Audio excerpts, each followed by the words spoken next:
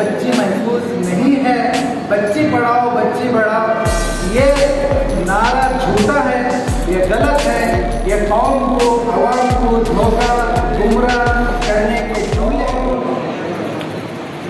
इसके साथ बदसलूकी की गई, जिना बिल जबर किया गया। उसके भाई का स्टेटमेंट है,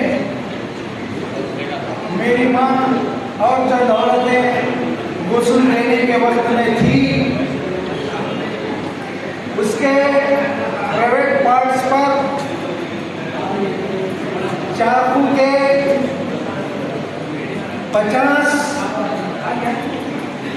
जख्मे थे, यानी चाकू से 50 बार प्राइवेट पार्ट्स पर हमला किया गया, पिस्तान काटे गए। उसके साथ बहुत बड़ा वहशियाना किया गया, लेकिन आज तक अब तक सही मुजरिमों को सेंट्रल गवर्नमेंट और दिल्ली गवर्नमेंट, नरेंद्र मोदी और केजरीवाल, ये दोनों हुकूमतें अब तक सही मुजरिमों को सजा देने में नाकाम हैं।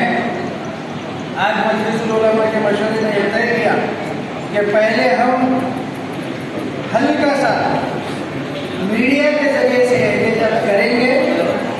अगर मुजरिमीन को सजा नहीं दी गई, उनको सूली पर नहीं लटकाया गया, फास्ट ट्रैक कोर्ट के जरिए से उनको सजा नहीं दी गई, ये फैसले नहीं लिए गए, तो नंदियाल शहर में सब मिलकर एक मजबूत एजुकेशन, एक प्रोटेस्ट जरूर करेंगे।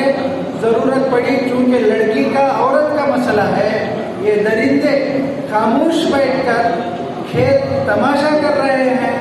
इस भारत में भारत की बच्ची महफूज नहीं है। बच्ची पढ़ाओ बच्ची बढ़ाओ, ये नारा झूठा है, ये गलत है, ये कौम को आवाम को धोखा गुमराह करने के जुमले हैं।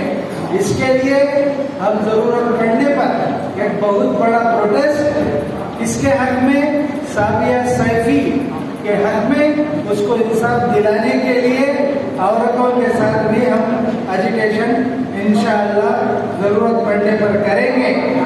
अगर सही मुजरिमीन को सजा मिली तो ठीक है, अगर नहीं दी गई, क्या ये लोग चंद दिन पुकारेंगे फिर छोड़ देंगे? इस गलत फहमी में मोदी सरकार हो, केजरीवाल सरकार हो और यहाँ की सरकार को भी ऐसे जुल्म के खिलाफ आवाज उठाना चाहिए।